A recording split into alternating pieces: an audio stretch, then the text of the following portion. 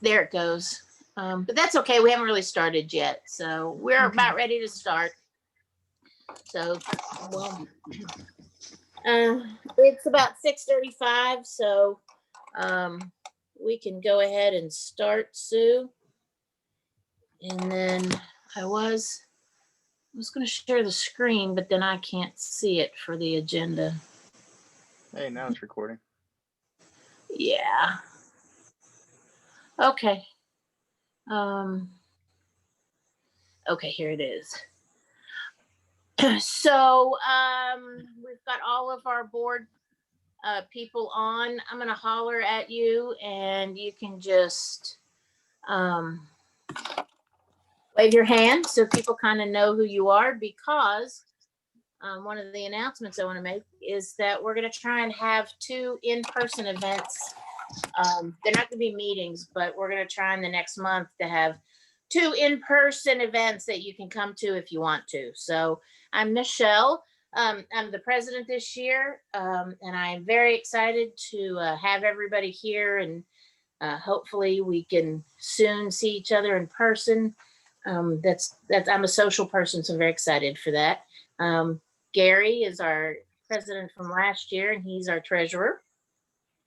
That's him. Eric showing off his sweet little baby boy.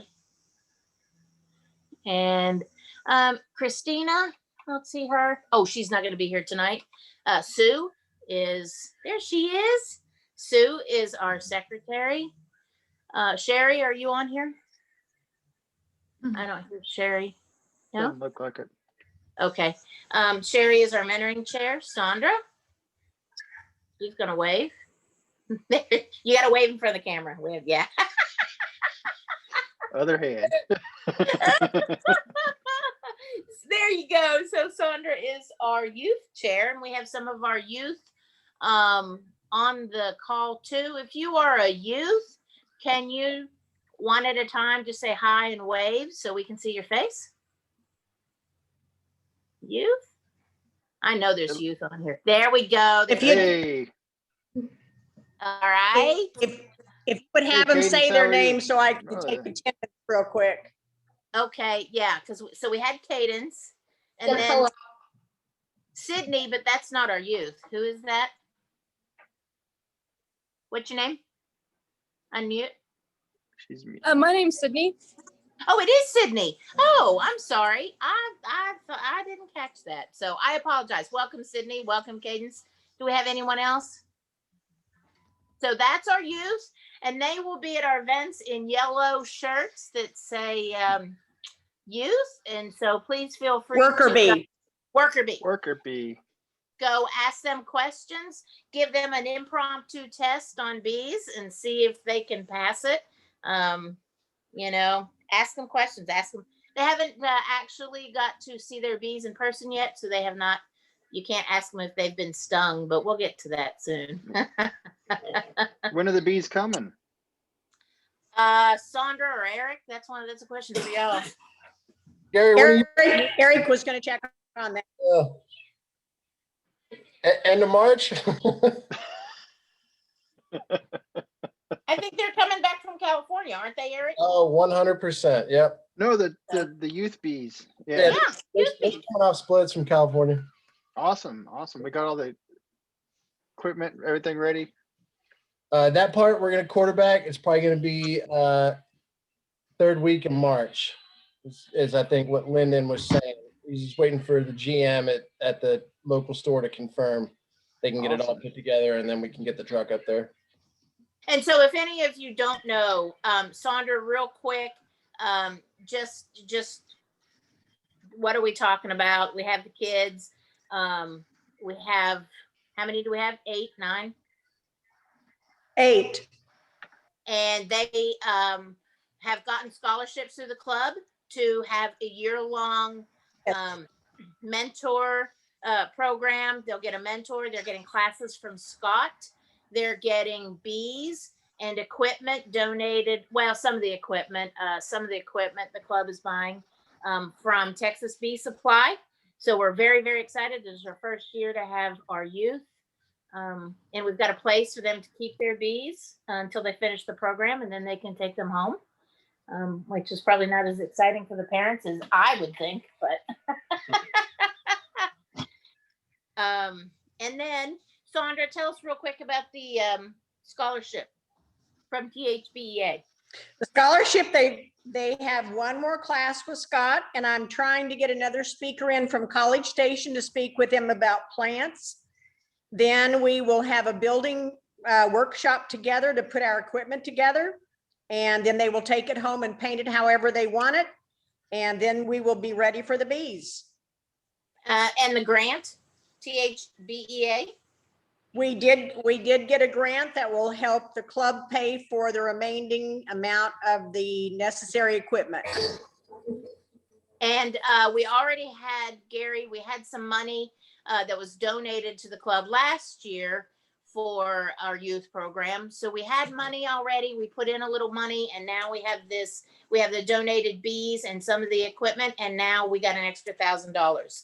So I think this program Well, is, it's not extra, it's what the club was going to have to spend on it. So we basically have helped fund our need for this year. well, if we hadn't got the grant, we still would have paid for it. Can I Yeah. add a little bit to that? Correct. Yeah, we really need to, I mean, thank Judy Austin for getting that ball rolling. You know, they got that grant approved last year, but it took us too long as a board last year to get the program together. So we missed out, but thankfully we got it back this year, and everything's you know, worked out for the best. So yeah, but anyways, no, It's all good. That was a little bit of a holdover, and yeah, she was that driving force there. That was her last thing to do as VP 2 years ago, and then get that. So, you know, like to give credit where credit's due. Oh, sure, No, sure. but now Very it's great. glad It's great to was see able us here. I mean, I know this has been a dream of a lot of ours for a long time to finally have this youth scholarship going. I know. I'm so happy that it's finally reality. Can't wait to meet all the kids and see the bees. Anyways, that's my 2 cents. I'll mute. Cool. That's all right. So real quick, let me get through our announcements. So, and then we can have some hive tips, and then we can get to our speaker, which Eric is going to give us a 5-second teaser. Who's our speaker? You'll hear the background noise of my my inner working beehive here. But we have Mandy Shaw, from the Pacific Northwest, joining us today. She's going to talk a little bit about her starting into beekeeping and kind of what it's evolved into as a business, and go into a little more details there. So excited to thank you for being here. Our Yay, thank you. communications director is actually close to where you're at right now, so that's why Christina's not able to join. She's enjoying the weather where in the Pacific Northwest with you. So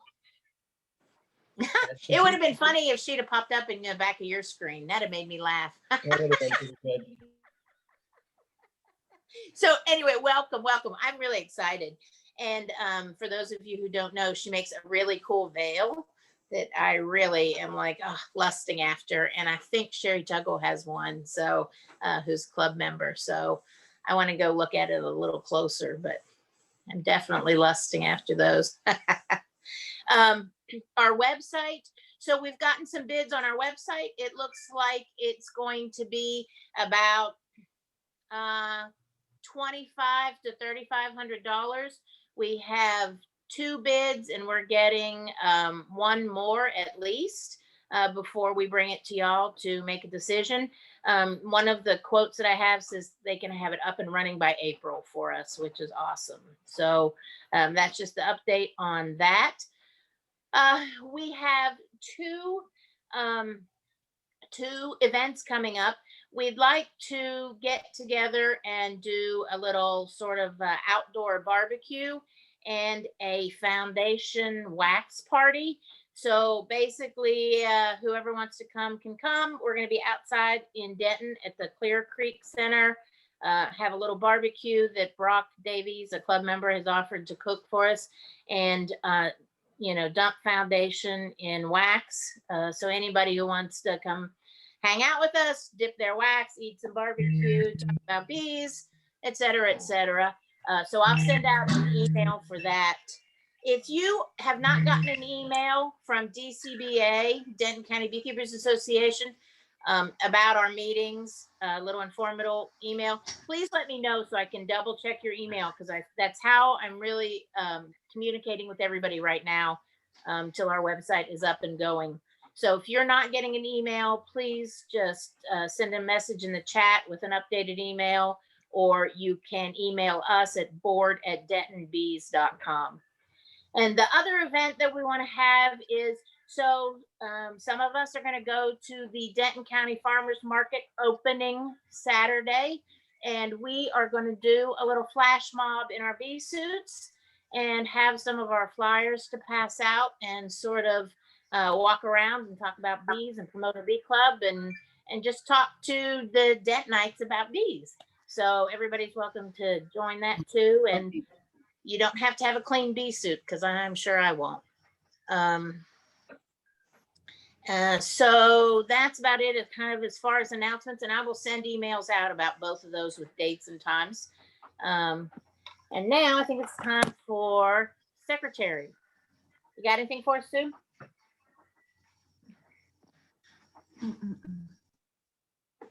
Oh, she's logging back in. So Sue has trouble with her internet sometimes, so we'll catch her. Gary, I think got- I'm. Oh, I think I'm here. Oh, yay! I didn't know that. Okay. Yeah. So. Yeah. So was I going to? The next 2 months, I need someone to cover the minutes of this meeting because I won't have time to transcribe them even. They're my busiest hour months. I've got events that month, so just FYI.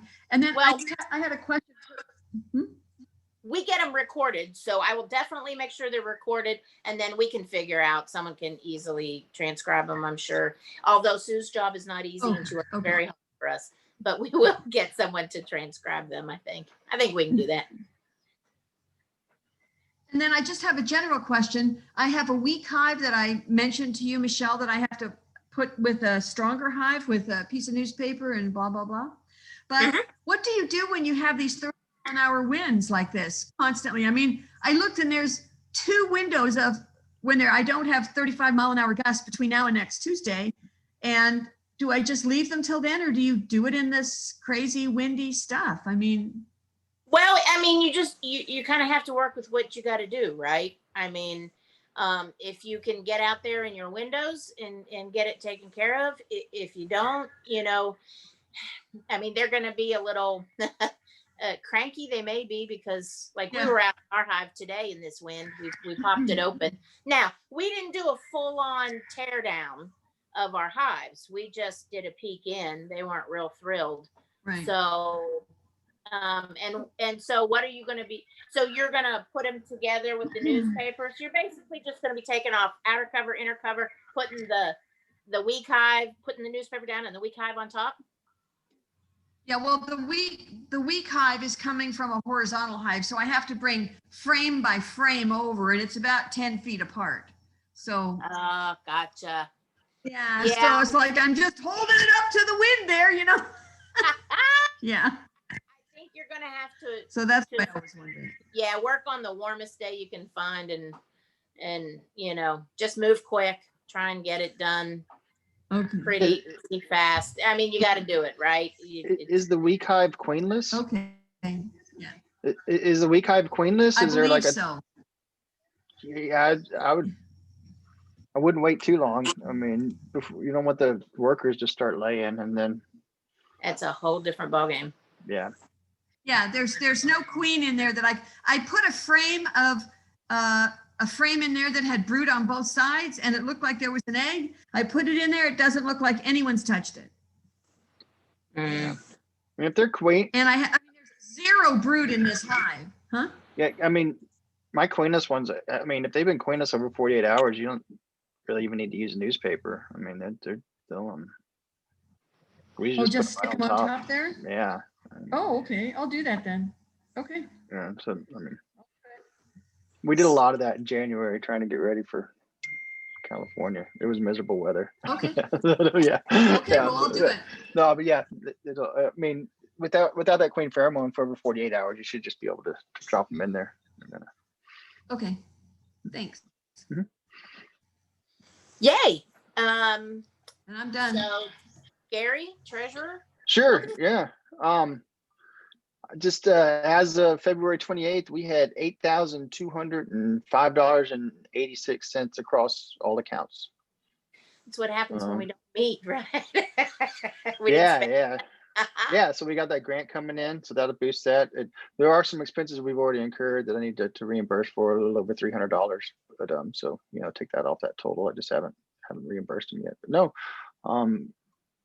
membership and renewals has been really good the last 2 months, and everything's coming together. The only large expense we have on the horizon is our insurance, and that's about $1,000. But other than that, I mean, everything's going really well. So Perfect. And I have an audit committee. I've got the chair already. Paul Kaplinger said he would. oh, great. Anybody is interested. We just need a couple of people to help Paul. It's a one-time annual audit of our books. It only takes like an hour. It's just a one-time thing. If anybody just feels on their little bee heart that they need to volunteer, this is a good way to do it because it only meets once. Let me know if anybody wants to help Paul do that. And we just make sure everything's matched up, and nice little audit of the accounts, and keeps us all on track. I saw Sherry come in. Sherry, how's mentoring going? Hello, it's going well. I have matched, I think, 2 mentors and 2 mentee combos. And then I've asked for a few people to fill out some applications, but so far it looks like we have enough mentors. I followed up with some of the mentors that were on the list that I inherited to make sure they still wanted to be mentors, and a few of them responded and said yes. So as of now, we have a good amount of mentors. So nice. Thank you so much. And You're I'm sure welcome. that's gonna ramp up really and truthfully as we get closer to people's bees arriving in spring. That'll sort of yeah. So I guess if that happens to where we have more mentees than mentors, you said that I could maybe reach out to some of the I don't know I don't know if you were going to give me the list of like numbers of members or how that works, but you can take down anybody you want. Anyway. Okay. Okay. Just ask people, you ready? Yeah. I mean, I can okay. give you the list. I encourage people to look.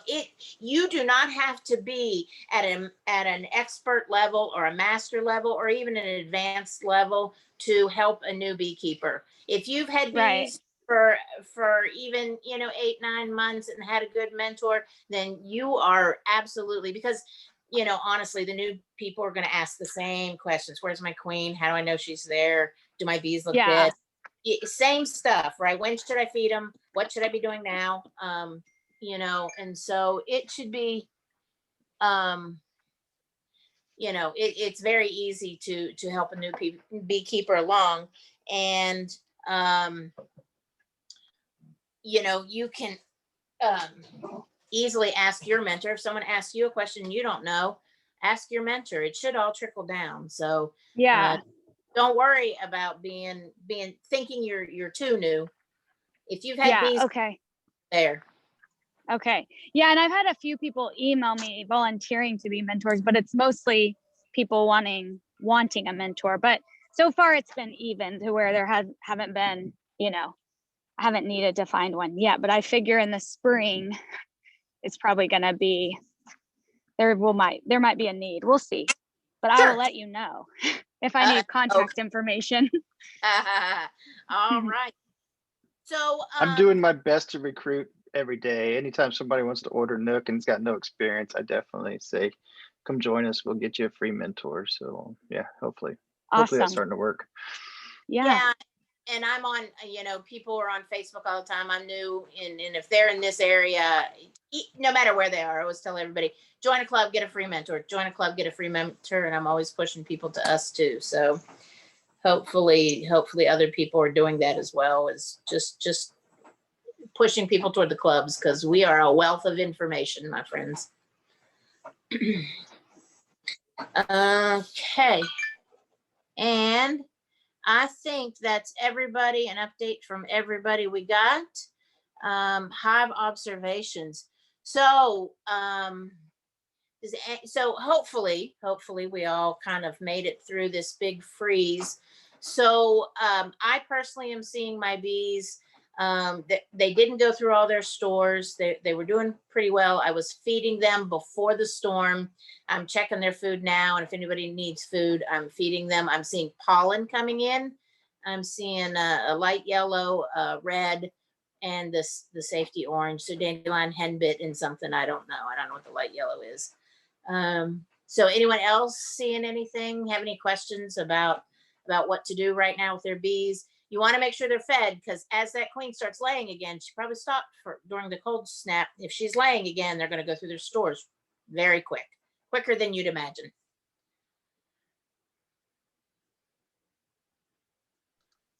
Yeah, and also with the nice days right now, they're getting out and foraging a lot, so they're going to burn a lot while they're out foraging, because there's not really many not much nectar out there right now, but good pollen. So yeah, don't let all the pollen go in and fool you. Yeah. Right. So I use rapid feeders on mine right now. Any kind of feeder you've got, Boardman feeder works. If you just have a few, you want to watch those for robbing. I don't know if anyone else, in-hive feeders work too. This time of year, we should be feeding 1-to-1. Next couple of weeks too, it'll be time to rotate. If all the bees are up in the top box, if you run two to rotate and put the empty box up on top.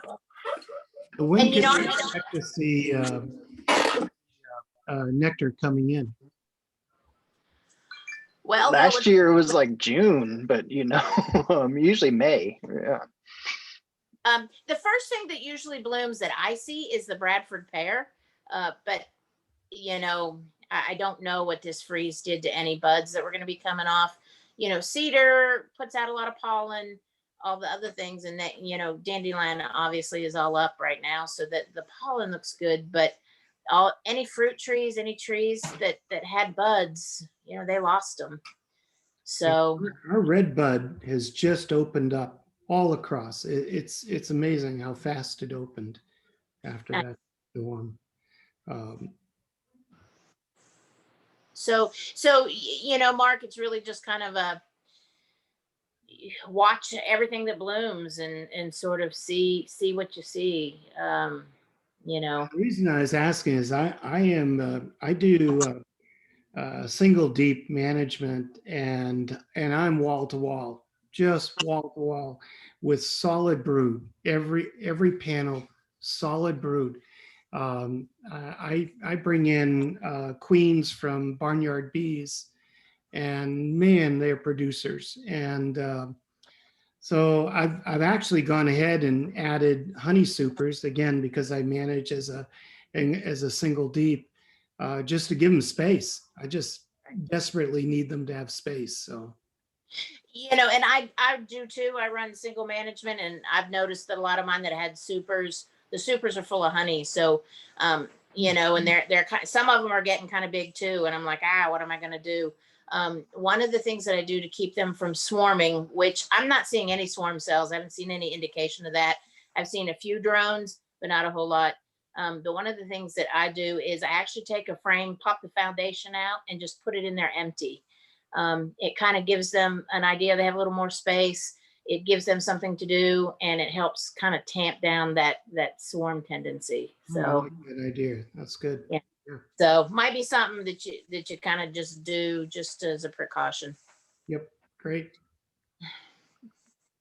Anybody else have anything any questions, any comments about their bees?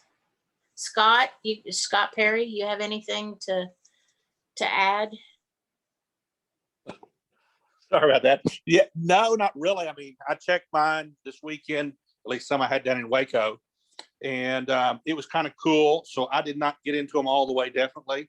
And actually, I fed outside, and I just used bucket feeders to feed outside. And I didn't lose any that I found so far. I've still got a bee yard I hadn't gotten into since the freeze, but everything else is doing good. I mean, they're extremely active, but I did start feeding. I did feed them pollen and sugar water. Awesome.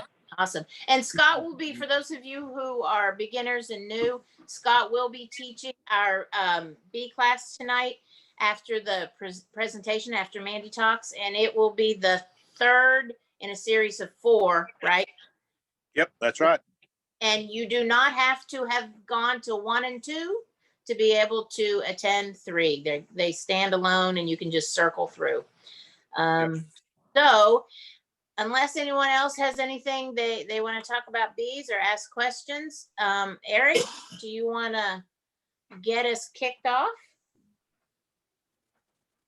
Absolutely. So thanks everyone again for joining on for our March meeting.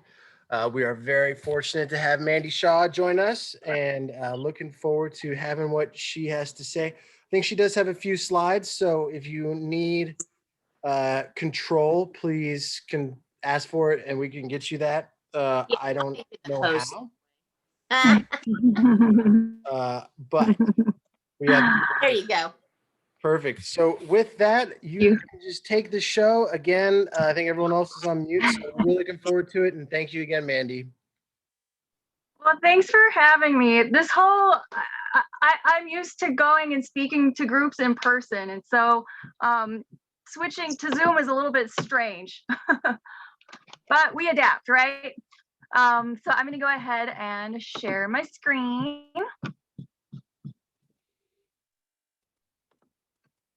All right. While you're doing that, Mandy, I do want to let everybody know if Yes. you have questions, you can put them in the chat if you want, or you'll have a little thing. You can raise your hand if you know how to do that, and we'll make sure that your questions get answered somewhere along the line, huh? Yeah. Okay. Okay. And if I have my presentation up, I might not see your questions as they're coming in. But when I'm done with my slideshow, then we'll go back and answer. Or you can just, yeah, that'll work. All right. So let me move this out of the way so you guys don't have to see that. There we go. All right. This is one of my favorite little quotes. I don't know where it came from, but since my beginning with bees, I've always felt this desire that I have to share everything that I know about bees with everyone. And I think that that's just a common trait for beekeepers.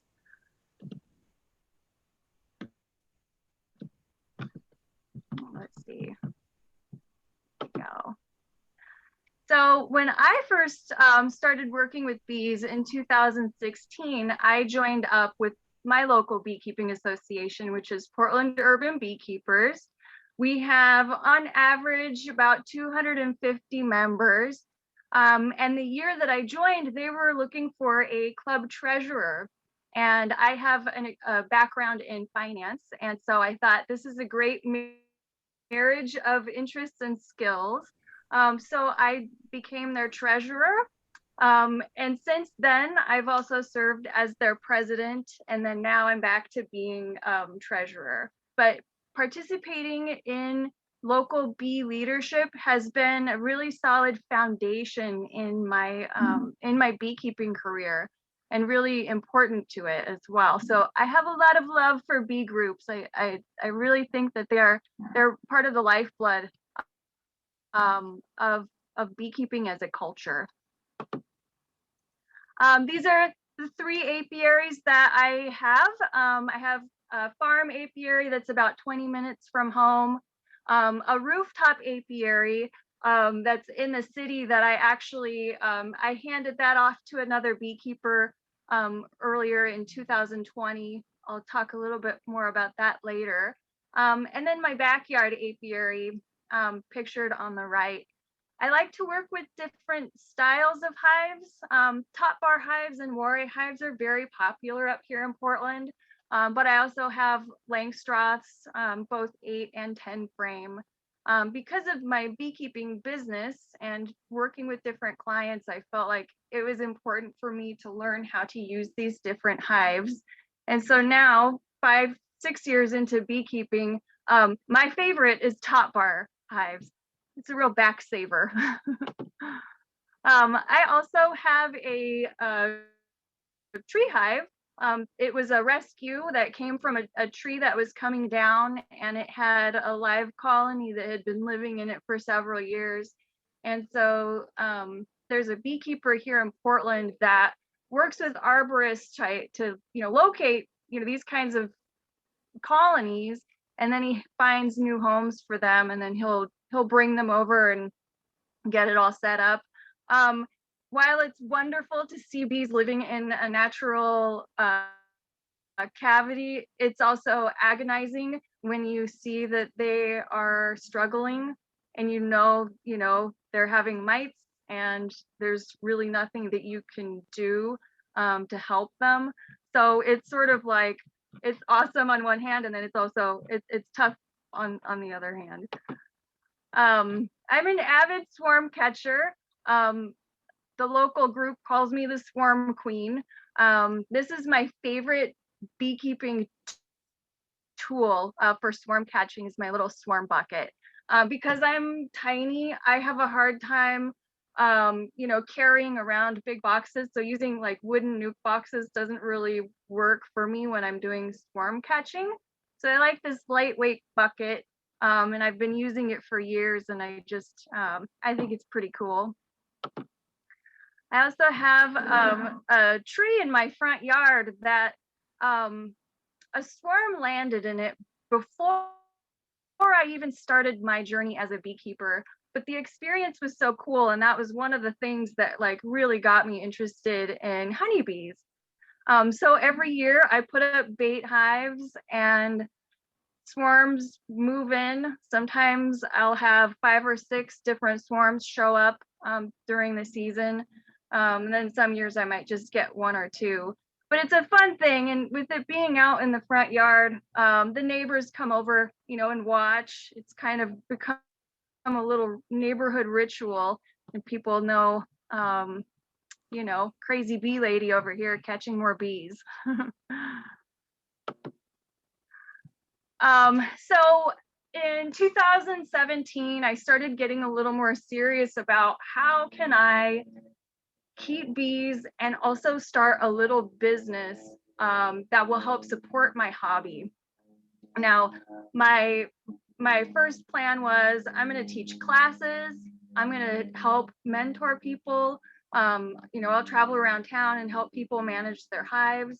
But I was also making beekeeper veils. And that was one of the first things that I did when I myself was preparing to get my first hive, was I made myself a cute beekeeper veil.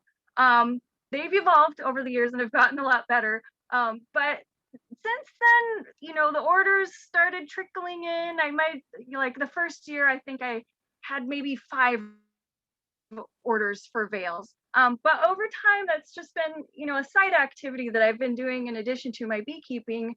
And fast forward to now, it has taken on the life of my business. But what I would say, if you're thinking of becoming a beekeeping entrepreneur, you can think outside the box. I knew that honey production was not going to be my thing. I knew that pollination was not going to be my thing. It's always been education and outfitting people with cool beekeeper veils.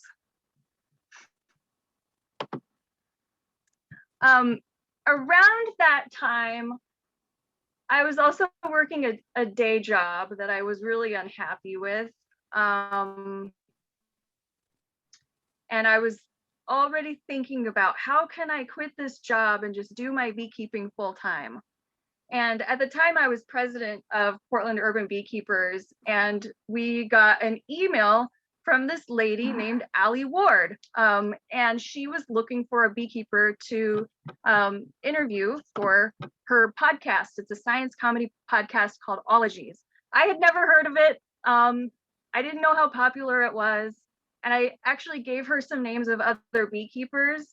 And then I didn't hear back from her for a couple of weeks. And then she said, she got back to me and said, hey, I'm going to be in Portland this week. What time can you meet on Thursday? So I ended up doing an interview for the show. And if you listen to it, you'll hear like, I'm still such a newbie with bees at this point. So it's funny to go back and listen to it. But because of the popularity of that show, it got me to realize that, you know, if you have the ability and if you have the message and the passion, you can deliver your love and your passion for bees to a global audience. So this really planted the seed for me for starting my own podcast. And around this time, I was working with a local filmmaker who wanted to do a piece on people who were passionate about doing different things. And so I met him because he had a swarm of bees at his house the season before. And so he said, hey, can I follow you around during swarm season and we'll make a little video of it? And I thought, that's great. And we had a really, really fun time.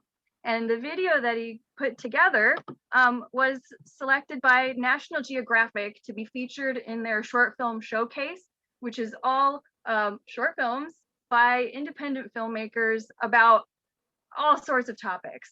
So this was pretty amazing.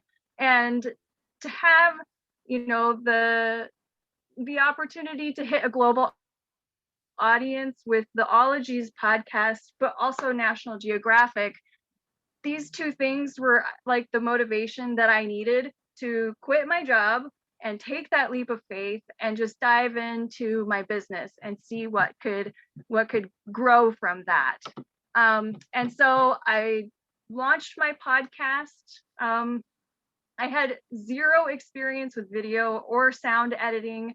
So if you ever listen to the earlier episodes, the audio is really bad, but it got better over time. But this was such a great experience for me, not just because of, you know, learning how to create a show, but to have these really candid conversations with amazing beekeepers, scientists, authors.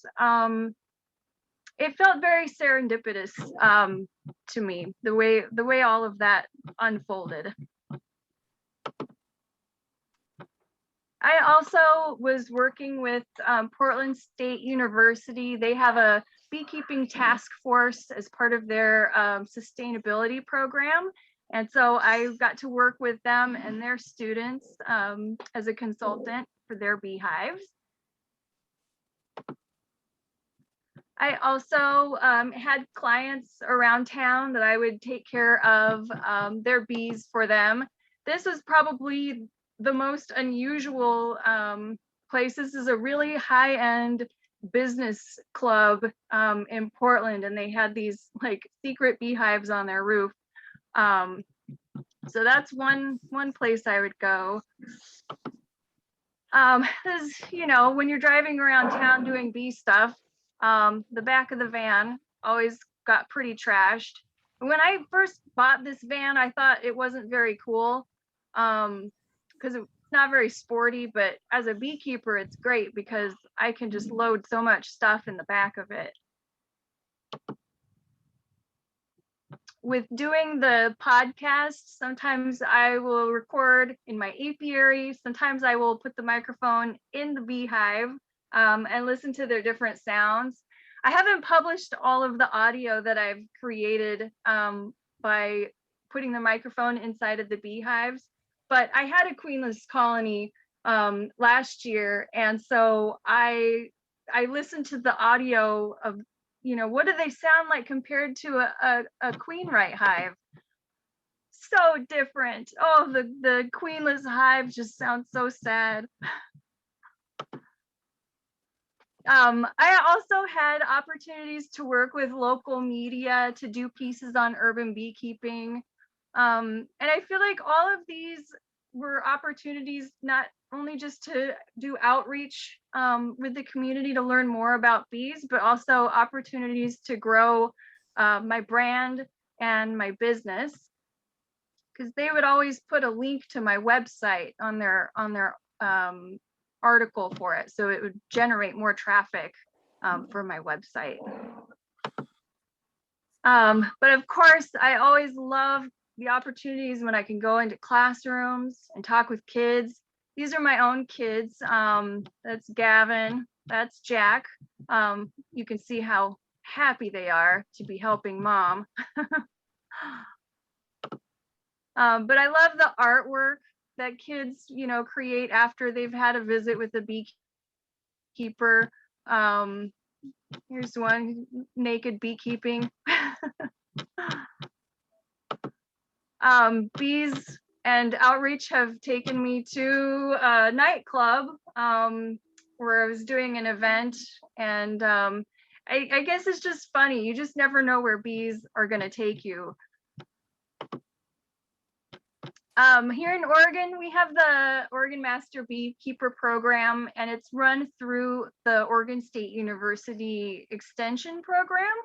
And we have a really great bee lab. And because I'm affiliated with a beekeeping association here, I had kind of an in to go and hang out at their bee lab and help them with a project that they were working on. And they taught me how to dissect brood cells and identify varroa mites in varying stages of development. So that kind of hooked me. So I got a microscope, and when winter hits and you've lost a hive, I would grab a frame of brood out of it and pop it under the microscope and start to dissect it, because I really wanted to capture images of what is going on under those brood cappings that we can't see. And as an effort to encourage our beekeepers here to maybe be a little more proactive about mite management, whether it's natural or chemical treatments. So I was able to capture some pretty fun images with that. And my family thinks I'm totally weird for doing this. Another thing that I got really excited about was participating in the Bee Informed Partnerships Sentinel Apiary Program. They have lots of information on their website about it, but basically you send them samples from your hives over the course of a full bee season, and they track the data on it. They give you management tips, and it's just, I thought that it was a really fun program to participate in. You can, as a beekeeping association, participate in it if your club has hives. You guys can do that, but I signed up to have 4 hives, and they track mites, they track nosema in your samples, and then when you're filling out your form each month to send in your samples, they ask you questions about the brood, if you've done any sorts of treatments, is it queen right, all that good stuff. So, and I love it also because you're participating in data collection, so they can really look at colony losses across the country. I also got to participate in the APHIS. It's a more grander scale data collection with the USDA. They look at a lot more than just mites and nosema. They're also looking for the Tropolelaps mite. You guys probably heard about that. They're also looking for Apis cerana, and then they do wax analysis from all of your samples, which is really fascinating to look at when you get the results. It takes like a year to get your results for all of this stuff, but it's totally worth it. They also do a viral analysis, which I thought was important because at this apiary location, my hope was to start breeding queens. because the hives here have done so well and have been able to survive with minimal treatments. So I really wanted to have some concrete evidence that, you know, these bees were healthy. So, you know, they look at all of these viruses and see how prevalent they are in the colonies that they sample from. But then along came COVID. Things really changed for my business and my way of life as for all of us when this happened. But I think some of the important lessons that I've learned is that I have to be realistic about what I can do. I'm just one person, and I have my two boys. You know, the schools here have been closed for a year. They're probably not going to open up for another month or so.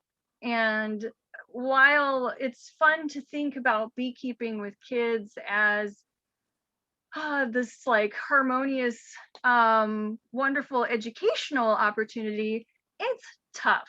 And when you've got, you know, 25 colonies that you need to be managing, it's a lot to have two little guys running around you impatiently wanting to leave. So one of the first sacrifices I made was giving up that rooftop apiary that I showed you guys at the beginning of my slideshow. I knew there was just no way that I was going to be able to handle that and the other bees. So this is the location that I had hoped to be doing queen rearing from this year. But I realized immediately that wasn't going to happen.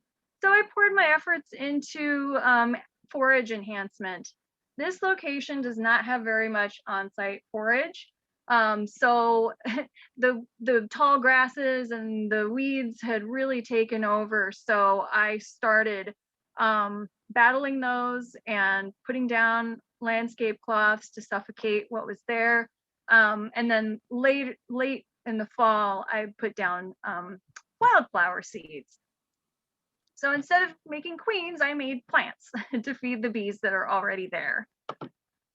And my veil business has just continued to grow. I have really been amazed at what's happened in the last year. Right when COVID hit and things started shutting down, I started getting slammed with orders for masks. And with my mask money, I was able to buy myself a really nice professional sewing machine. So it's great to take that money and invest it back into the business. But then I had another problem. I could not get fabric. I couldn't get it quickly enough. I couldn't buy it in quantities large enough. And so I went maybe a full month without inventory, and I would have people email like, when are you going to be back in stock? You know, when are you going to have veils again? And so once I started getting fabric back in stock and I got slammed with veil orders, I took all of the proceeds from that and I opened up accounts to buy fabric directly from the manufacturers. It was a really big upfront cost, but so worth it because now I can buy fabric in quantities that I need, so that I don't run out of stock, which is really, really, it's a good feeling from going from buying, you know, maybe 4 or 5 yards at the local fabric store at the beginning of this to now buying, you know, maybe 100 yards at a time. It's exciting. So my, as part of my evolution of what I've done with my business in the past year, I rebranded. My focus now is going to be solely on creating beekeeper veils. There are so many wonderful beekeeping educators out there. So I really felt like focusing on my brand, Bella Beak, is where I can best serve the beekeeping community. So that was kind of an important realization that I had to make. And it's allowed me to find some work-life balance while having the kids here all day, every day. Okay, so that is my slideshow. I'm going to go ahead and stop sharing the screen. Okay, Question. that's my story, guys. So this is Michelle, and I have a question. So focusing Yes. on your Bella Beak, that's the name, correct? Yes. So does that mean you're not going to do the Beekeeper Confidential podcast any longer? I really want to get back to it. I cannot tell you like how many times I have cried because I've been such a bad host that I sort of dropped off the airwaves. It's tough right now with both the boys home and them doing their sure. online school. But when they go back and I get a little bit of extra time, I really, really am looking forward to talking with my audience again. So it's not completely off the table. You're just It's not off the table. I did not throw my microphone in the trash. Yeah. I'm going to pretend that, I'm kind of an idiot about podcasts. I do listen to them, but I don't know where everybody's tech savviness is on this kind of thing. So podcasts are just audio, right? There's no video, correct? And Correct. And how often do you put out a podcast? Once a week? When I first started, I was very ambitious and I was trying to do a show every week. And then I realized that's not gonna work long term. I balanced at one episode per month. Because sometimes I would spend hours editing an episode. And it's just how long is an episode? So yeah, what's that? How long is an episode? How long is an episode? My episodes range like sometimes 30 minutes to a full hour. I try to keep them short because I know people are busy and they might not have time to sit for a 2-hour episode. And so people can go to Beekeeper Confidential, correct? To your website? Yeah, you can go to beekeeperconfidential.com and you can listen to the latest episode and also the past episodes. You can find it on Amazon Podcasts, iTunes, Spotify. It's all the major podcast players have it. Okay. And I listen to mine in the car. I don't, I'm whenever I have to go somewhere, I'm listening to a podcast or an audio. So it works really well. Multitask. Yeah. And so the second question I have is, are you going to do anything other than your veils? Are you going to make any other bee related? I know you mentioned masks. Are you making anything else? Yeah.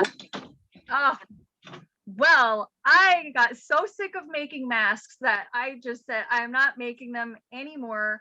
So that is no longer an offering in my shop. But right now I have I make beeswax wraps, of course, because I have all this wax. I sell smokers and hive tools. So I'm starting to get like more beekeeping supplies. I do have designs for like full suits, but I just don't have the time right now to dive into prototyping and all of that. So there's more on the horizon. So we can keep up with you and see what comes down the pike and and be surprised. Yes. So and then I have one more question. So tell me a little bit about Portland and your season. So here in Texas, we have kind of two honey flows, spring and fall. We take the spring, let the bees have the fall. Give me just a real quick idea of how the season works in beekeeping in Portland. Yeah, well, we are not quite warm enough to start feeding syrup yet. We're in this we just had our fake out spring weather. So we had an ice storm, not anywhere near as severe as what you guys got. Not even close. But one of my apiaries got pretty trashed with fallen trees and stuff. But I had a lot of colonies survive that. Our swarm season and our first flow of the year is going to be hitting here in a couple of weeks. The maple is our first nectar flow, and then we won't have another one until June, which is the blackberries. We have Himalayan blackberries all over the place because it's so invasive, but that's the main nectar flow. And last year it rained heavy for 2 weeks, just as those blooms were starting. And so the bees missed out on so much of that nectar. And then we had horrible wildfires that the smoke was so bad that the bees weren't going out. And so I'm surprised that I'm seeing the survival rates that I am in my colonies, just because they missed their nectar flow and then they were stuck inside in fall during dearth, eating up all their food. So yeah, we don't really have a fall flow other than the ivy. So really, if the blackberry doesn't hit, then you're going to be feeding like a lot.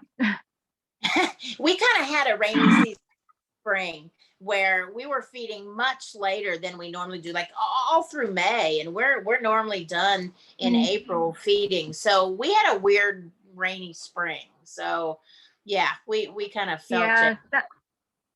That'll happen here where we'll have maybe a couple weeks of really warm weather and the colonies are brooding up and rearing to go, and then we'll have a freak snowstorm or some hail or something that will ruin the buds. And yeah. It's a roller coaster.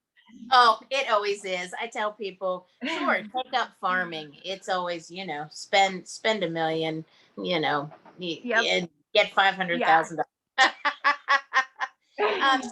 So does anybody else have any questions for Mandy?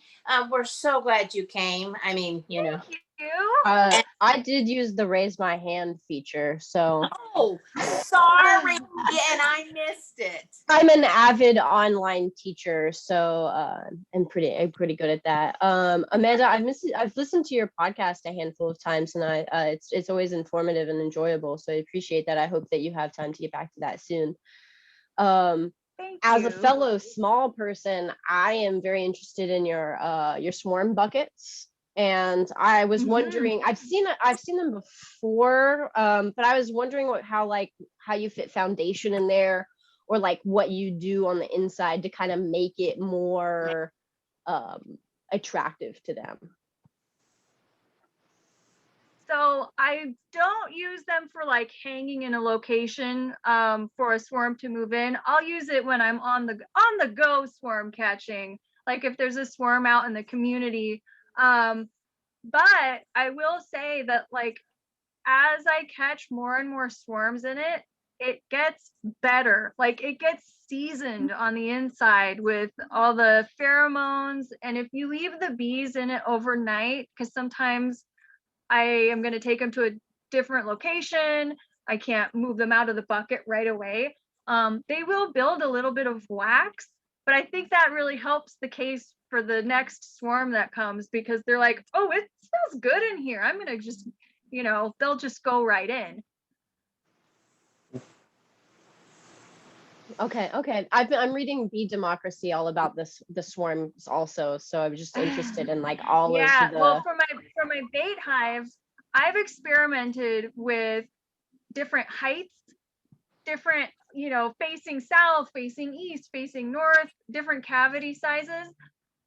I really think it all depends on what that swarm is looking for.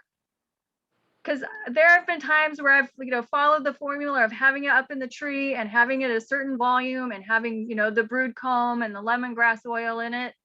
And then they'll move into something that's on the ground. So it's like, I just put out lots of bait hives and just, hope that they'll pick one. All right, thank you so much. Yeah. So, Ash, are you going to make a swarm trap and then and then show us all how to do it at a meeting, right? Yeah, I can do that. I have a hole saw and some buckets. I'm going to co-op Gary's Swarms because he ain't got time for that. So Nice, nice. So yeah, if you perfect the bucket method of moving or capture or whatever, we'd love to see stuff like that. yeah, I've seen some people who like just like ratchet strap them to a branch in a tree, and I just been wondering like what they put in it to kind of make it like attractive. Like, do they cut some foundation down to just kind of like fit in there and like finagle it to like stick or something like that? Nasty, Yeah. nasty old comb. You can That's use, crazy. you can use old comb. If you're worried about the frames moving, I've melted beeswax Mhm. to like sort of glue them in place. If you don't have full sheets of brood comb, you can just, if you have a little bit, you just crumble it up on the bottom of the hive. Just anything to make it smell like home for a bee. Yeah. They mostly just care that it's like 47 liters. That's their main concern. I think we should have a beekeeping hack meeting one time where everybody just brings their coolest hacks and the stuff they made, and everybody check it out. That'd be fun. So does anybody else have any questions for Mandy? We certainly don't want to take up too much of her time. She's been so grateful and so graceful in speaking to us and doing Zoom from so far away. Well, I don't have a question, but this is Sherry. I just wanted to say that I have one of Mandy's veils and it is absolutely beautiful and I highly, highly recommend them. So, Oh, thank you. yes. So I love it. they are beautiful. Like I said, I've been lusting after them for a long time, but you know, we do so many removals. I just, it would be Oh, tore yeah. up fast and it would no longer be so beautiful. So, Well, And you- I have to say, when I'm like cutting the pieces and I'm sewing them together and like putting the finishing touches on it, I know how much fun beekeeping is, and it excites me to make something that somebody else is gonna have with them while they're out having, you know, those bee adventures. That's like, so that's a cool thing for me. Awesome. So I don't know if you see the message. Margaret said she loved listening to you, admire that you made the right decision for your life balance, and she's looking forward to what you do in the future. I am too. I'm looking forward to see. You know, Oh, it's so thank funny. you.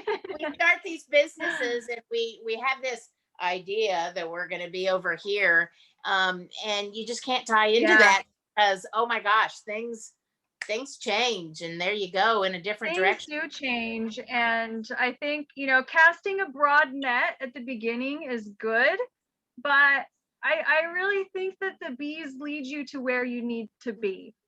And so for me, you know, I've always been a crafter and a sewist and, you know, an entrepreneur, so I think that this has ended up just right.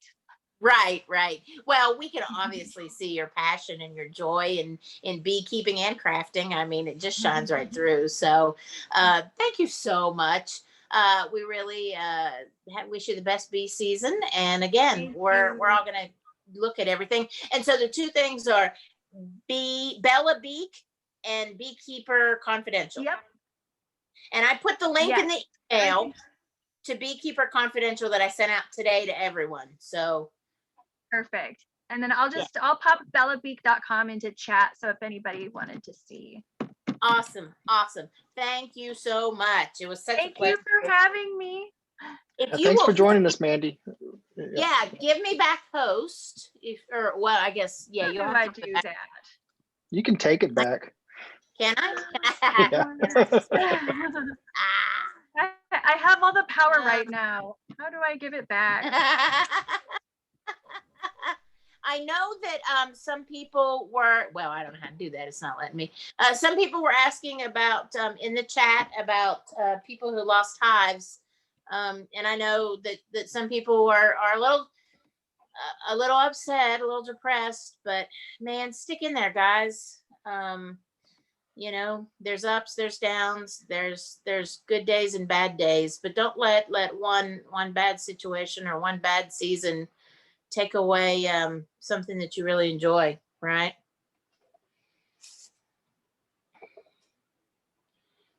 Yeah, Okay. like I said, I had 3 small hives in my house. They were all just like removals that I did with Michelle or some swarms I like caught, and like they all died. And so now I just have to get better at like getting swarms. Like I'm gonna learn that this year instead of removals, I guess. Yeah, it's exactly like Mandy said. The bees will lead you, right? Right, Ash? They're leading you into Mhm. swarms, so you're gonna be our swarm queen in Denton, right? So One thing, go ahead.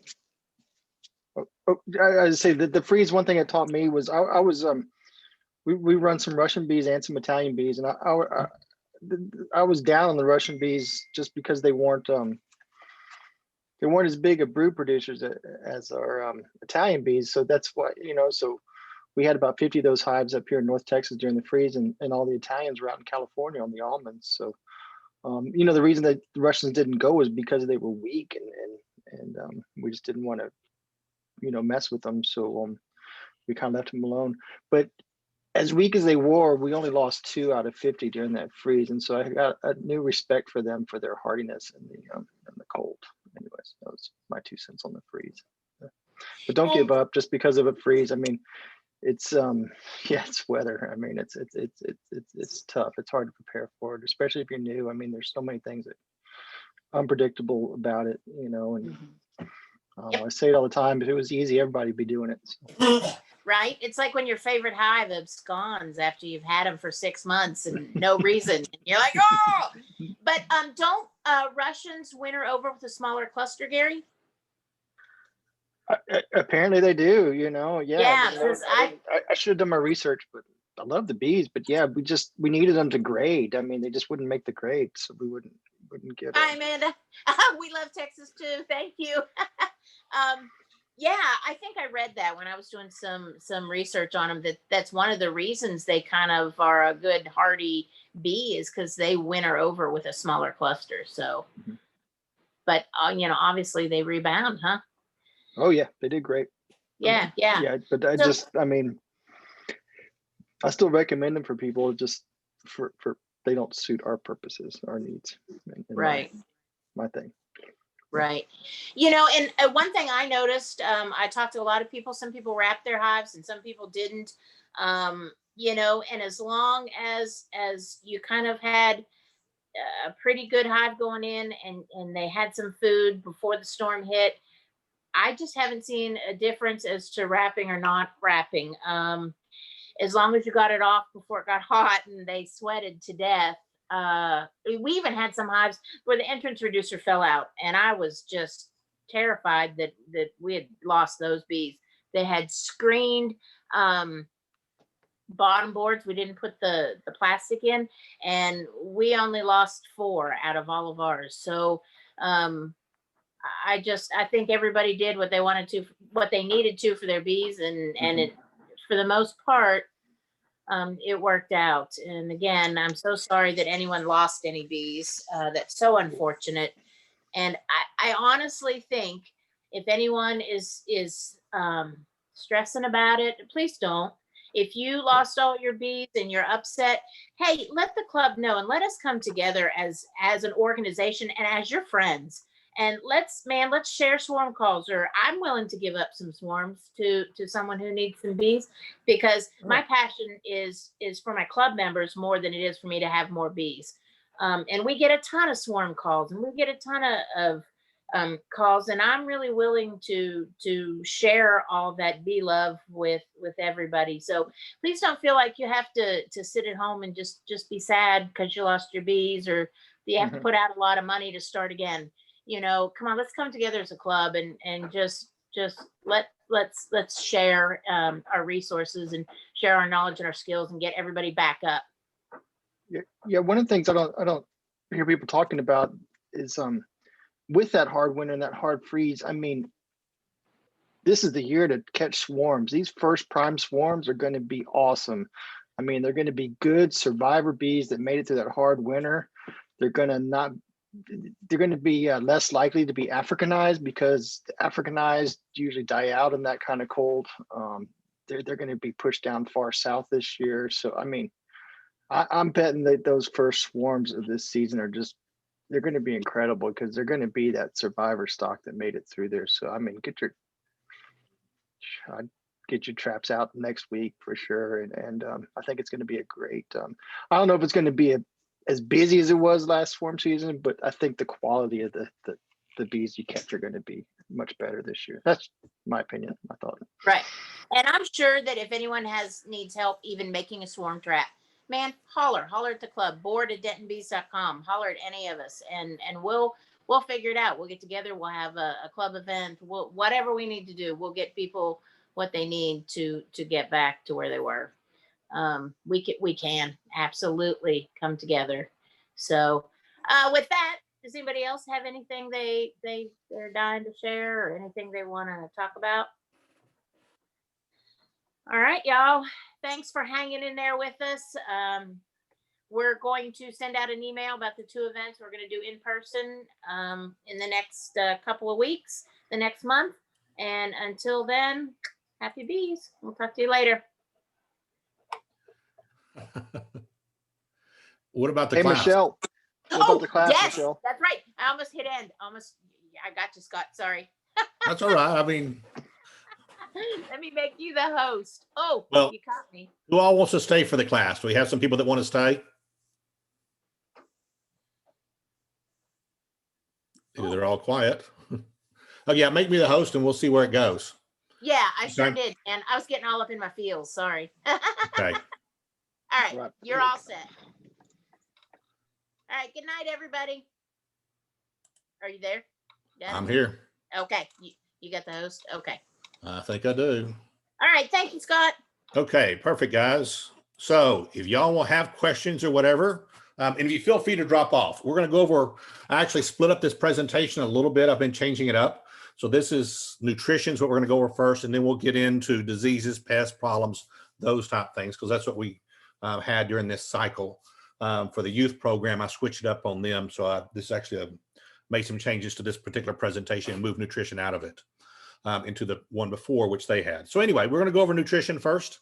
Hopefully everyone can see that screen that says Hive Nutrition on it. And that's where we're going to start off with as soon as I can figure out how to turn the page. So bees like to eat. This is what bees like to eat. A wide variety of flowers. It's got lots of colors to it. They bloom at different times. It's not a monoculture where we have everything eating the exact same thing. So this is something that for a good balanced nutrition, this is what they need. Now, in most cases, or in a lot of cases, we don't have that, depending on where we are. So we may have to supplement feeding to do that. And there's really 4 different things that we're looking for whenever we feed a hive, or 4 different things that they need. They need nectar, pollen, water, and propolis. Nectar is the carbohydrates. It's the energy that produces. The pollen's the protein, water's just water, and propolis is the sealer that we use. And we'll go through nectar. Nectar is converted into honey or to wax, depending on the colony's needs. It is ripened into honey. The honey is the carbohydrate that feeds the colony. And you can see here, I got a couple bees eating a little bit of carbohydrates. There's the definition of it.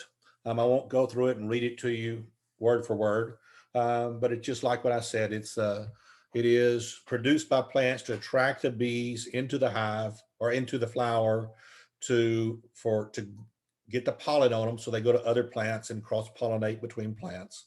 And it's just really an attractant that the flowers use to manipulate the bees. Pollen.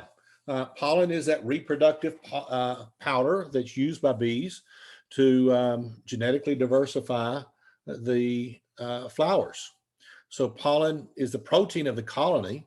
It's a key in triggering colony expansion. If they don't have pollen coming in, they will not have good pollen expansion of the colony.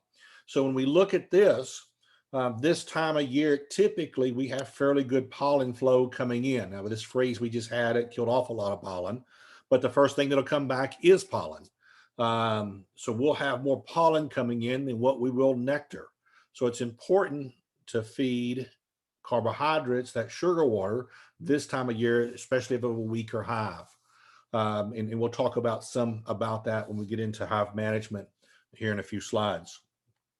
So pollen is that powdery substance that is the male reproductive gametes of the flower. And so water is essential for bees in the colony. It's essential for honey production. It's essential for keeping the colony cool. They consume about 1 liter of water per day, depending on the hive and the time of the year and everything. But they need to have water fairly close by, ideally within a few hundred yards. I know they fly up to 3 miles, but you don't really want them traveling that far and using their energy and everything to go out and get water when we could have water closer than that. And then propolis. Propolis is used as a sealer. And you'll see it here on the back of this bee, the way they carry it in just like they do pollen on their legs and pack it on there. It's just more of a clearer top substance where you can almost see through it when it's on the bees like that. Not all of it, but it's a glossy too. So you can see that in there. Any questions so far? Nope. So nutrition. So we're going to talk a little about nutrition and starvation, and we're going to see that, which we already covered all that. Whoops, here we have it. Feeders. When we get to feeders, feeding, there is all different types of feeders. This weekend, I put out bucket feeders in some colonies just because it was where I was. It was cloudy and windy and a little bit cool. So I did not want to disturb the hive any more than I had to. So I used bucket feeders. I really like the 2-gallon buckets with little holes drilled in the rings. You can look on YouTube and find videos with them. Entrance feeders or jar feeders like you have here are common. These sugar board or whatever, I forgot the name of it. Somebody will know it. Feeders, I've used those a few years ago. Didn't really like them. And I've used a few times using these bag feeders, especially before I had good feeders. Frame feeders is what I use most of the time today. 2-gallon frame feeders is my most common thing to feed with. But there are other times since I've got the buckets, I use those also. So timing of feeding, typically start feeding. We start off with the beginning of the year just because that's what time of the year that we use as a calendar. Start feeding in January. If you want to make splits, I've started feeding because I want my hives to grow, or feed anytime that the bees need it. You'll see that at the bottom of the slide. And stop feeding when the hive is full or when honey flow starts. You don't want to overfeed your bees. In my first couple of years, especially the first year, I did overfeed my bees. Now I really don't.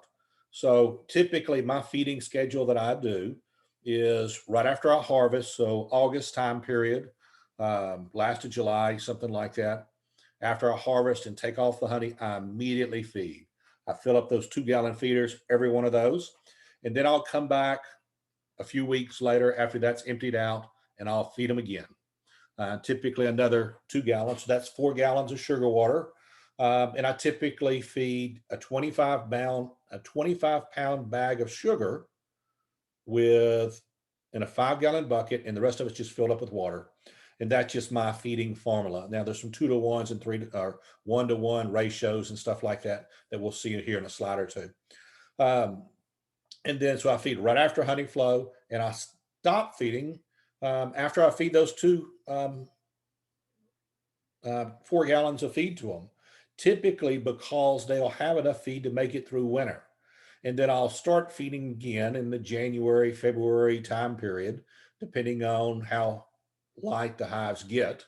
I'll start feeding again. But that's just typically my routine. I run 2 deep boxes on almost all of my hives. And if a hive is big, I'll run 3. And that third box may not be a deep, it may be a medium. And that's what I'll run through winter with.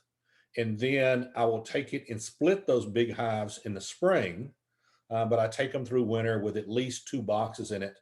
If it's less than 2 boxes, I am most likely going to combine it with another hive. And I think that is a key to making it through a cold winter and not having to do a whole lot of management to those. So the brood boxes should have at least 3 frames of honey on both sides at all times, and those may not be completely full.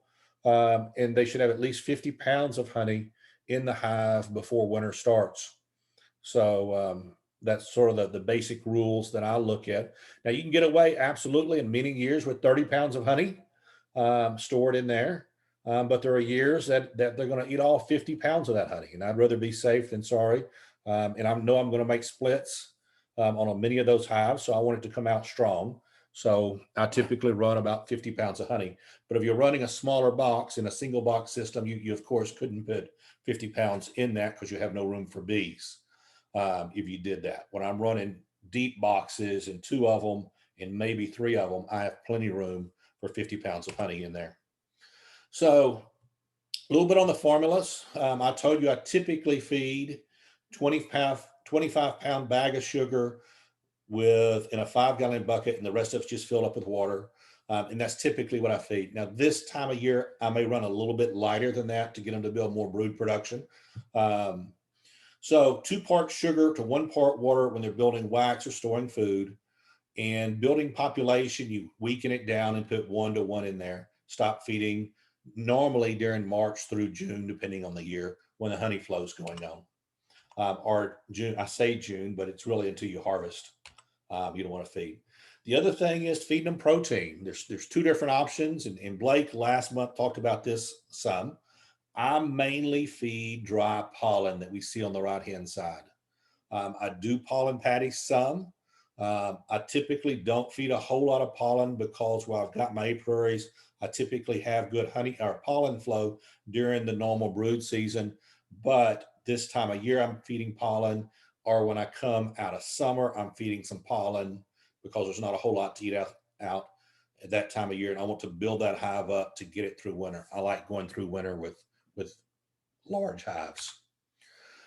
So pollen is required for brood production. You can feed it anytime to increase brood production. If there's not much pollen coming in, pollen patties promote small hive beetles. And that's the reason I do not use pollen patties because I don't like the small hive beetles. That is not, there's a lot of people that like patties better than dry pollen. It's just a preference on what you like. So that is that first part of that presentation. I am now going to switch over to my other screen. Yes. As soon as I get it there we are. So this is actually picking up from that last class. And get that. There we are. So we're going a little bit into bees, pest diseases and problems. Nutrition is definitely one of those. And that's the reason I used to have it in this presentation was just getting a little bit long as I modified it. And I think we have a question here. Chat. Except for my chat did not come up for some reason. Why did that not come up? Heck if I know.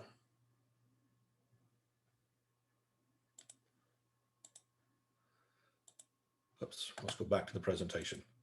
There we are. If you have a chat, just turn your mic on and ask me because I can't see it when I'm in the full screen with this. And that might be the easiest way of doing it. Or we can talk about it later. Some of the diseases we're going to cover here, these are most of them. And I'm going to give you some options to do this. So varroa mites is a common issue, acute paralysis virus, deformed wing, noxema, American foul brood, a European foul brood, small hive beetles, wax moths, chalk brood, trachea mites, chemicals, nutrition, and colony collapse disorder. And we're not going to focus on all of those. Those are the ones that are out there. American foul brood's not that common. Trachea mites, we don't see it, but it's more common than what we think it is. And colony collapse disorder, it is out there. It's not as common as it was back a few years ago. These are the ones we're going to concentrate more on. Varroa mites, small hive beetles, wax moths, chemicals, colony collapse disorder, and nutrition. And I will tell you that there's a lot of different things that you need to learn from beekeeping. And I'll tell you that the best thing that I like is an app that helps you out with that. And this is one that the Canadian Beekeepers Association put out that I really like. There's some other ones that are out there. Find one that you like, but just look in your app store and find it. This one's called Bee Health. The little app that you see online looks sort of like this little symbol here. But you can identify pests and put in different symptoms and those type things and help identify something. So if you have something like that you don't see all that much, maybe chalk brood or chill brood or American foul brood, it'll go through and you can put in your symptoms and it'll tell you what the options that can be from that. Or you can just click on it and read about each of these. Because what's going to happen is you're going to go to a class like this and we're going to talk about, American foul brood or something else like that. And you're going to go back to your hive and never really think about it. And then several years later, you're going to think, well, I've got an issue with this hive. Wonder what it could be. And you won't remember the difference between European foul brood and American foul brood and bee louse and chalk brood or whatever else is on that list that you're coming across. So that is something that is very important is to look at your resources. And I love this and I have it on my phone so I can find the diseases and pests of stuff that I don't see all that commonly. So varroa mites is something that we all need to know about, and we need to know about it enough that we don't need an app to find out about it. This is what a varroa mite looks like on the back of a bee. This is a microscopic picture of a varroa mite. If you see varroa mites on your bees, that means you've got a lot of them because it doesn't take very many varroa mites to start having an issue. They affect bees directly by drilling holes in them and sucking the juices out of the young larvae when they're in the hive and putting holes that last into their exoskeleton and cause problems like that. But they also transmit diseases and viruses, and they're a vectoring agent because of that. And that is probably just as bad a problem as the mite itself. So like K-wing and paralysis virus and those type things are all issues that you're going to see. So can be seen on adult bees, comb and worker bees and drone bees. Now this looks very similar to a hive, to another pest we're going to look at. But this one's just smaller, and we'll look at the two of them here in a second, just to look at the hive beetle. Compared with the varroa mite, and you'll see that they look similar, but they're different in size. So these diseases that you see down here, the varroa mite did not directly cause those. They introduced a virus into the hive, and the wings got deformed, and these bees have never really had a chance to survive because of what the varroa mites did to them before they even hatched. They can cause a colony to suddenly die off. I typically treat these, and there's some treatment schedules that we'll see in here. I typically treat after I harvest, and then I treat again in the January, February time period again after I test and make sure I don't have an issue. And testing is a thing that you need to do. I use the alcohol wash, use a quarter cup of bees, and if I find 9 bites in there, I know I've got to treat. And actually, I'll treat a little bit lower than that. I find about 4 or 5 mites in there. I'm seriously looking at treating. There's other options, a sugar roll test or sticky boards or different things like that you'll see over here. But mites are something that you've got to take very serious to keep in front of. Now, there's different ways that you can manage and treat those colonies. One of the ways is look for resistant stock.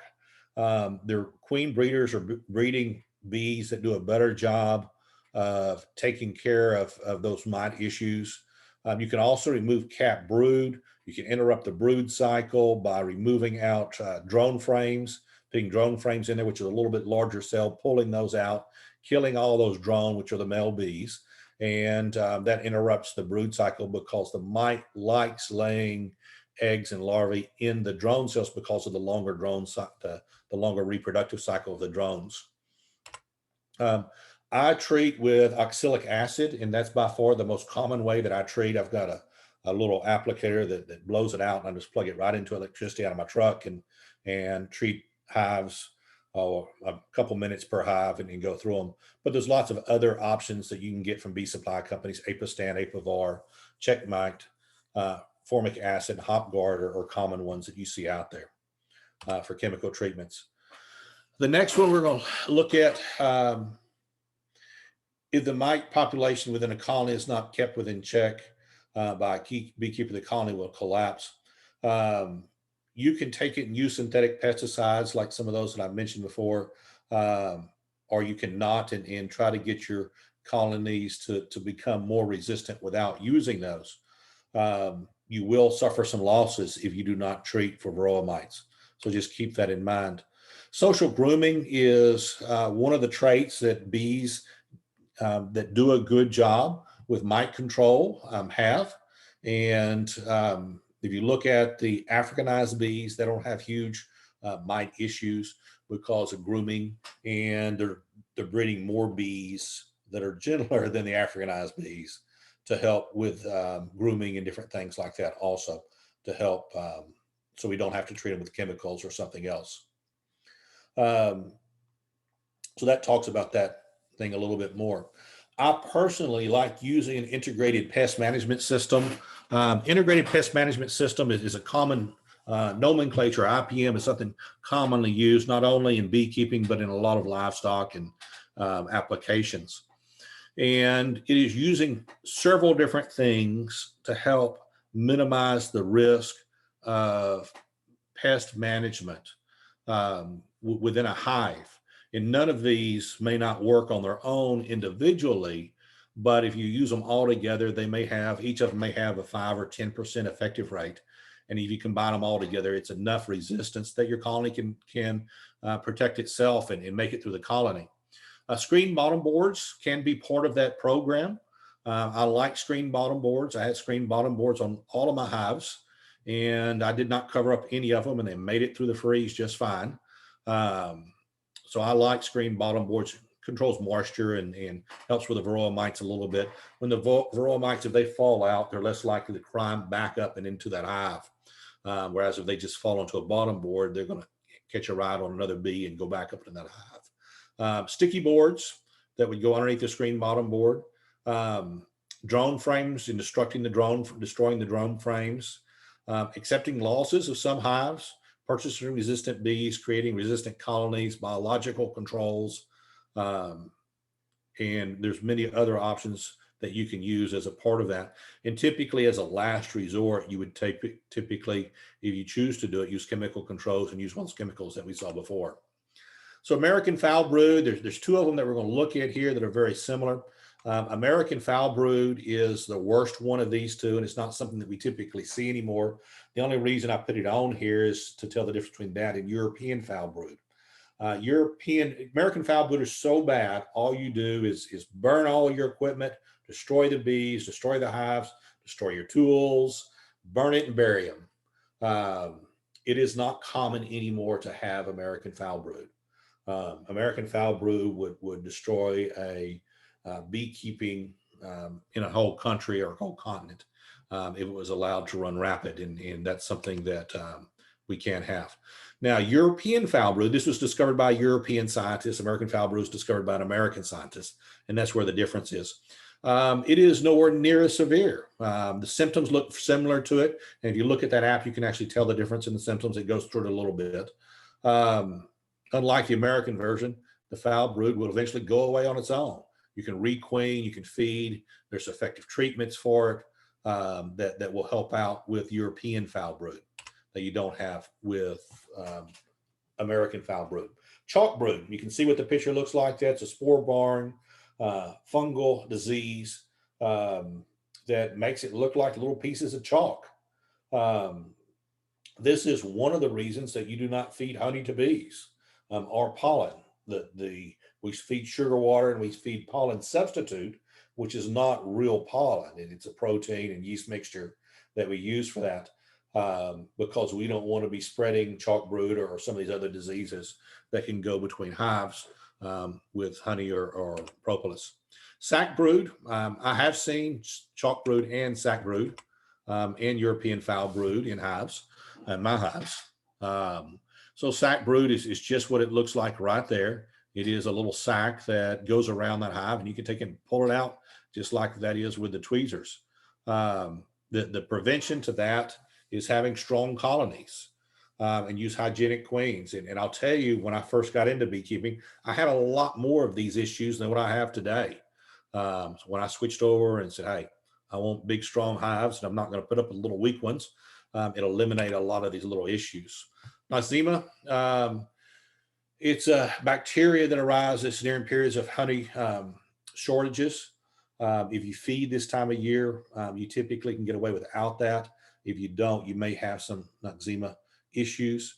There is a treatment that you can use there for that. And I've never seen it in a hive that was this bad. I've seen it in hives, but they were never as bad as what we see there on the screen. And then paralysis. I've definitely seen paralysis from diseases, but I've also seen it from chemical applications where they look just like that and they were wiggling outside dying. So that's another mite issue in most cases. If you control your mites, you typically control your paralysis that come along with it. And then a little bit more on pest trachea mites. This is something that a lot of people don't know about because they can't see it. And if you ever had a colony that wasn't building up right, it may be a trachea mite issues. And then one of the reasons I like using oxalic acid, it also treats trachea mites. And that is something that I noticed made a big difference when I started using oxalic acid on hives where I didn't even have a big infestation of varroa mites. It came through and fixed some of the weaker hives and got rid of, I'm presuming, trachea mites, because that's within inside the trachea of that bee. So you can see how small that trachea would be. So you can't see it with the eye. You can take a microscope and dissect it and see it, but most of us won't do that. Small hive beetles. I do have small hive beetle issues. I've got 2 hives here at my house, and I do have small hive beetle issues here. On certain soil types, typically sandy soils, where they're not out in the sun or not in full sun, I have issues with hive beetles. On my hives that are in full sun and they're on hard clay or on rocky soil or something like that, I typically don't have small hive beetle issues. If you have small hive beetle issues, you need to treat for those. If you're in a, if it's just a few of them in there, you open it up and you see, 4 or 5 hive beetles, it's not a big deal. If you open it up and you see 20 or 15 or something like that or more, you've got an issue and you need to treat for those. And they could be as simple as one of the treatments that we did is they like to congregate up on the lid when you pull it off, especially one of those telescoping lids like behind me in the picture. My wife would take the torch out there, and that's what we used to light our smoker with, and she would just cook the little small hive beetles. And you go out once a week and you cook the small hive beetles that are up on that lid, it seems to knock them back. I will spray a treatment underneath the hive here at the house because I have so many issues here with them. And I really treat nowhere else but here. The beetle traps and all those type things really don't work for me, but the treatment underneath the hive works. The torch works killing them. And those are my 2 best options that I have. Wax malls. Wax malls are a mismanagement item. If you don't have strong hives, you're going to have wax malls. If you come into a hive and it looks like what we see in this picture to the right, it is because you did not do a good job managing that hive. And it got to become a small colony. You didn't combine it. You had a weak queen and got it small. And there was too much space in there. And the wax malls are opportunists and will absolutely take over a hive when the bees vacate or when the bees become so weak they can't defend it. And if they're in there anywhere near that, you've already got a colony that's dead, even though there's some bees that may still be in there. So that's a lot of that is a management issue. Colony collapse disorder, where I see it and is when I have a colony that's got honey in it and the bees just all disappeared for some reason. And that's typically a colony collapse disorder. I don't have any great way of fixing it on that. I don't seem to be seeing it as much as I did it one time. And that may just be because I've become a better beekeeper, I guess. Or maybe I think it may have went away some. It's not as common as what it was. Other pests, the other pests that we see is skunks and wasp and those type things. If you have skunk issues and you're sitting on the ground like these pallets are here, I think you have more of an issue. Mine are up on a trailer or up on a stand, and I really don't have a whole lot of issues with the pest on those. But you may have to fence it off or shoot the skunk or something else like that if you have issues with that. In wasp, the only time I really have wasp issues is when I have weak hives. So in other words, most of your issues can be fixed if you have strong hives. And strong hives mean replacing the queen on a regular basis, whether that's every year or every 2 years, and feeding your hives so they don't starve. And you don't have a picture of this right here happening in a hive of a hive that's starved. So we're going to go a little bit into a year in hive management.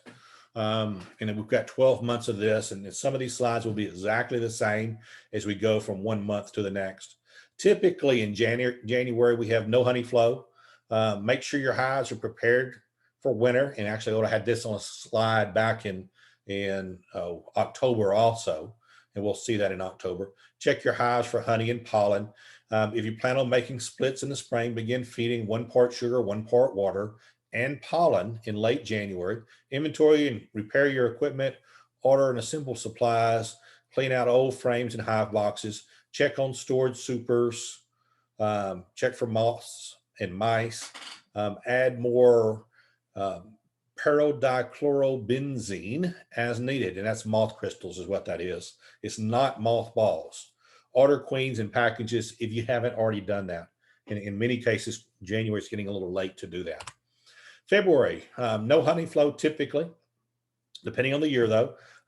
You'll start having some pollen starting to come in many cases with dandelions and some of your early blooming plants. Check your hives early this month for adequate food supplies. Verify your queen right. And we have a lot of talk in this presentation about queen right. And when I go into a hive, I don't look for my queen every time. Because I know and actually I almost never look for my queen unless I have to do something with her in particular. I'm going to kill her. I'm going to make a split or something else like that because I'm putting a new queen in there or something. So what I mean by queen right is if there's eggs in that hive and there's larvae in that hive and there's capped brood in that hive, I know I most likely have a queen. And they're all worker cells or a few drone cells and worker cells. That's why I call it queen right hive. Just looking at the signs, hey, I've got eggs, I've got a queen. I've got brood, I've got a queen, or I had a queen at least. So anytime I say queen right, that's what I mean, that it's got the signs that there was a queen there. Consider feeding a pollen substitute to stimulate the queen to lay and build up brood faster. Remove the entrance reducer near the end of the month, unless we have a really cold end of the month. If the weather warms up, be active and indicate you'll see a congestion at the entrance coming in. So that's when you know you need to remove that entrance reducer. Treat for varroa should be in place no later than February 1st. So whatever varroa treatment you need to be treating with that. Some of those varroa treatments like need to stay in the hive for a certain period of time, depending on which one it is. The oxalic acid, I spray it and leave. Put the vapors in there and just leave. I don't have to go back to it. March, you're starting to get a little bit more of a honey flow. Check for adequate food supplies. Verify your queen right. Look at your crowding. Look for the presence of diseases. Consider feeding pollen substitute. Stimulate the queen to lay, brood in the hive. Remove your entrance reducers. Towards the end of the month, or look for congestion in there. Add a super if the brood is congested. If you're coming out of winter with a single box, you're going to need to start looking at adding that super on it. If you're coming in a 2-box system or a 3rd box sitting on top, you may not, but you may need to relocate and move around your bees if they're up the top to move them down at the bottom. So make splits if needed. April, honey flow starts picking up a little bit more. Check the hive for crowded, make sure you have room, make sure your queen right, consider feeding, just like we did in the other months. But this month, lots of times we're feeding to get it to draw out foundation. So we're drawing out foundation. We want to have a high concentration of sugar to water. So that 2-to-1 mixture would be good to use. Do not medicate the colony during honey flow. So we're starting to get into a little bit of honey flow in April. I'm typically not medicating in April or until I harvest, unless I have a chance of losing a colony. If I have a chance of losing a colony, I'm going to treat or put in a chemical application if I need to anytime, because I know if I put in that chemical application, I'm just not going to harvest honey from that. Add super if the brood starts to get congested. In May, honey flow continues. Check for swarm cells, and you here in Texas, we actually have some swarm cells early, so we may have April swarms, March, April, May swarms, any of those months. Make sure your queen right. When the super, that's where they're storing the honey, is about 75% full. So you have a 10 frame box, and they start building on the next to the outside frames. On the inside of those frames, I start adding a super. And then I take the frames from the box that's 75% full, and I'll move those empty frames towards the inside to get them to fill those out. And I'll take a couple of those full frames from the middle and move those up to the top box with empty frames on each side of it to get them to start moving up to that top box. And that's just my procedure for doing it. Put comb honey supers on your strong hives, and that's for cut comb honey if you're going to sell that or want that. During a good honey flow, minimize brood box inspection, feed weak hives, order supplies for extraction, your bottles, all those type things. June is exactly the same. There is not a bit of difference between May and June on those. So whatever you did in May, just repeat it for June. July, we typically are towards, depending on the year, we're typically getting to the end of honey flow. Check your hives for swarm cells, verify your queen right, feed the weak hives, which is the case every month of the year. Extract honey from stronger hives, freeze empty frames of comb for several days to kill wax moths before storing those. With my system, I don't store a huge amount of comb. I've got a couple chest style freezers that I'll fill up with frames with comb on it, and I'll turn those on for a week or so to kill everything in it, and then I'll just leave it open for cracked and get the moisture out of it, and then I'll just close it up for winter. But most of my frames go back on the hive and then I feed. So I try to get them on the hive so I don't have to store them. And that's another reason for using a 2-box system or possibly 3. Put the frames in plastic bags with paradichlorobenzene or in a chest style freezer. An old chest style freezer is what I use. August, typically no honey flow. Check the hives, make sure you're queen right. Test for varroa mites, treat for varroa, feed weak hives, extract honey from strong hives. You want to extract honey before snow on the prairie happens. Empty frames of comb should be freeze empty frames. That's what I mentioned before. Keep the hives well ventilated. And lots of times if we have hot summers, I'll stick a rock underneath the top of my cover to get the air to circulate a little bit better through it so they don't get quite as hot. And make fall splits if you choose to make fall splits. August is a good time, and I'll make fall splits sometimes right when I'm putting my boxes back together from harvesting. And I'll just take them and split them right then if I have a strong hive. I typically run stronger hives. So if it's 3 boxes of bees in there and I want to get them back down to a box and a half that time of year, I'm going to split those and make 2 of them out of them. And I'll typically just do a walk-away split and let them make another queenie, whichever one that doesn't have a queen. And then September, things are slowing down a little bit. Check for honey flow. Check hives to make sure they're queen right. Look for the presence of diseases and pests. Treat hives for varroa. Test hives for varroa. Test if needed or treat if needed. Failing queens should be replaced. However you choose to do that, buying a queen or whatever. In September, you should have, if it cools off a little bit, you should have a good brood pattern in there. And if you don't, you need to seriously look at doing something with that queen. And feed your weak hives, combine weak hives. And what I mean by combine weak hives, if I have a hive that has 3 frames of bees, and let me explain what a frame of bees is so you understand. A frame of bees is a frame where on both sides, bees cover both sides of the frame. Now you may still see comb underneath a little bit in there, but it pretty much covers that entire frame on both sides. That is 1 frame of bees. If it only covers one side, that's half a frame of bees. So if I have a hive that has 3 frames of bees or less, if that's the case, I'm going to combine that hive. I'm not going to try to get it through winter. I want to have in my hives at least 10 frames of bees in that hive in September.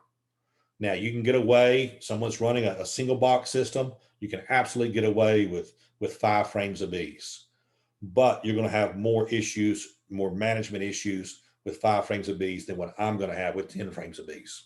So that's just my management style that I use, and it's really up to you on yours. So fall honey flow, typically in September, October, depending on the weather. Check the hives, make sure you're queen right, feed the weak hives, combine the weak hives, check honey supers. Hives should be full of honey and ready. Check stored frames, feed if needed. November, we have typically we have our first frost that stops it. You still want to make sure you have queen laying in there that time of year. Feed your weak hives, check your honey supers. Hives should be full of honey and ready. On here, I've got 40 pounds, I had 50 pounds on the other ones, but we're a little bit through winter then in November. So we have 40 left in November. We're good. If you're going to feed, you typically feed that stronger mixture than 2 parts of honey or 2 parts of sugar to 1 part water. Check your stored frames to make sure you don't have wax moths or something getting into them or mice. Order your equipment, build your equipment for next year, and feed if needed. And then December, typically no honey flow. Check your stored frames, order and build equipment for the next year, and feed if needed. And that is it. There's my phone number and email address. Call me if you have questions or if you have complaints. And let me see if I can stop sharing this for a second.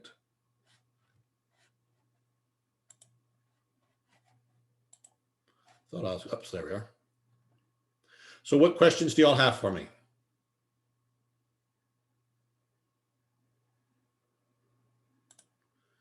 Is there anyone still there? There we are. Anyone still there? Or does no one have a mic? Or maybe my mic's off and y'all all went to sleep. Hey, Russell. Oh, great presentation. Scott. Okay. Thank you. Okay, that's it for me, guys. If y'all don't have any questions, let's go have dinner. Thank you for all the information. Oh, no problem. Thank you, Sydney.